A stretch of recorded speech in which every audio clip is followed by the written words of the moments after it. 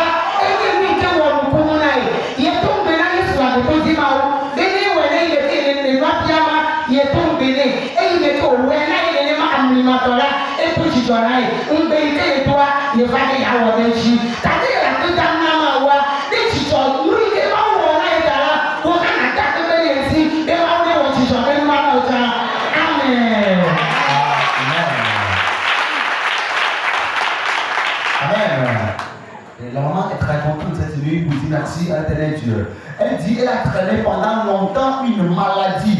Elle a traversé les hôpitaux chez les guérisseurs, mais pas gain de cause. La maladie continue par résister sur elle. Et c'est là, un jour, elle a connu le camp de prière Jésus est vivant. Et pendant qu'elle est arrivée, on ne lui a pas appelé à l'embarquer pour lui prier individuellement, mais plutôt c'est quand Dieu dans le ministère, il a demandé qu'on place les mains sur nos maladies. Et elle avait obéi à ce que Dieu a dit. Et aussitôt, on devait de prier, elle a reçu un signe de guérison, des mots qu'elle a traîné pendant longtemps. Ce n'est pas fini, elle a ouvert un atelier, mais ne trouve pas de travail. Elle n'a pas de commande, ainsi pas d'apprenti. Elle ne va que aller regarder des passants et revenir.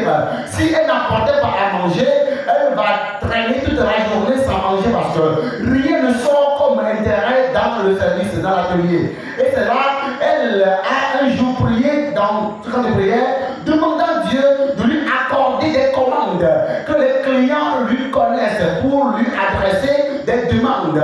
Vraiment, après cette prière, elle a reçu gain de cause. Elle a des commandes qui surabondent sur elle, de façon qu'elle n'arrive plus à trouver du temps pour manger.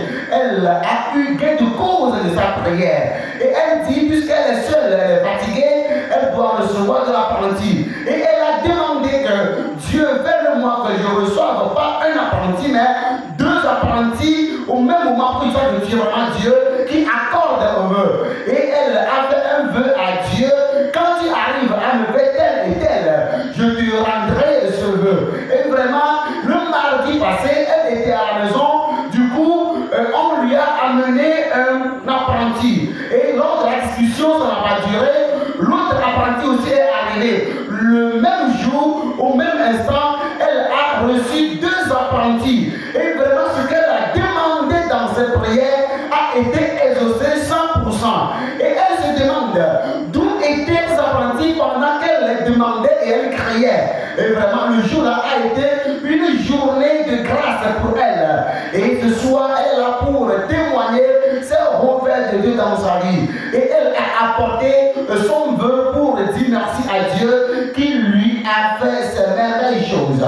Et elle nous conseille pendant cette action de grâce que nous l'accompagnions dans cela pour que nous recevions les nôtres en retour. Tu acclames Jésus pour la vie de la maman.